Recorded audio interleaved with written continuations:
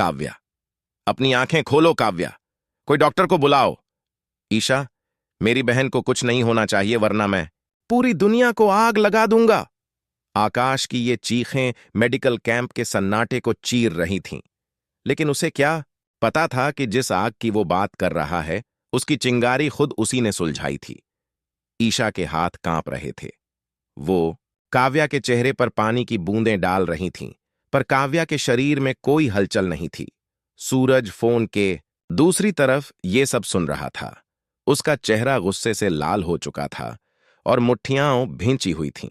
सूरज ने अपनी bike start की और हवा से बातें करने लगा। उसके दिमाग में सिर्फ एक ही बात घूम रही थी, दवाइयां नकली कैसे हो सकती हैं। ईशा ने रोते हुए फोन पर कहा था, सूरज, ये दवाइयां मौत का सामान हैं, इन्हें रोक लो। सूरज ने कैंप पहुंचते ही सबसे पहले उन दवाइयों की पेटियों को लात मारकर गिरा दिया। सब डॉक्टर और नर्स हैरान थे।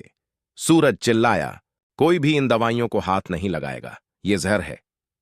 तभी वहां आकाश बदहवास हालत में आया। ईशा, मेरी काव्या ठीक तो हो जाएगी ना?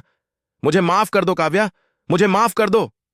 उसकी आंखों में पछतावा था या पकड्ढे जाने का डर, यह कहना मुश्किल था।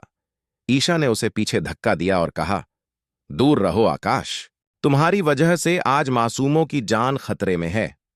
अगर काव्या को कुछ हुआ तो मैं भूल जाऊंगी कि तुम कौन हो। तभी आरो वहां आया। उसके हाथ में कुछ कागजात थे। आरो के चेहरे पर अविश्वास था।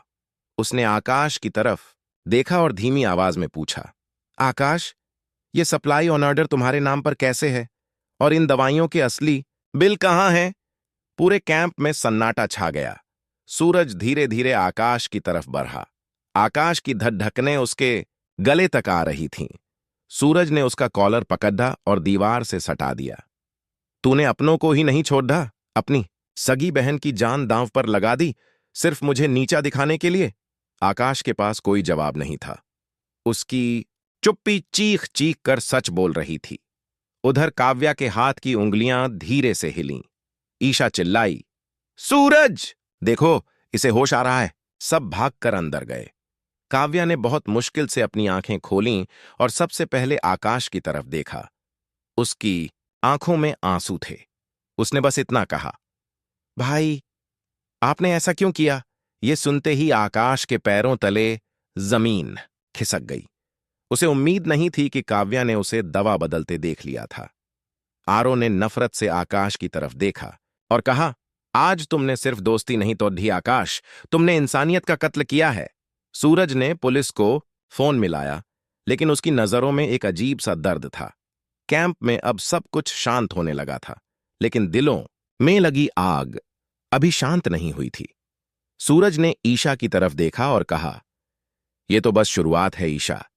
इस खेल के पीछे जो असली चेहरा है उसे मैं पाताल से भी ढूंढ निकालूंगा। और आकाश, वो अब अपनी ही नजरों में गिर चुका था। एक ऐसी सजा काट रहा था जो किसी जेल से भी बदतर थी। क्या आरो अपने सबसे पक्के दोस्त को सलाखों के पीछे भेज पाएगा, या फिर खून के रिश्ते इस गुनाह को दबा देंगे? ड्रामा तो अभी शुरू हुआ है।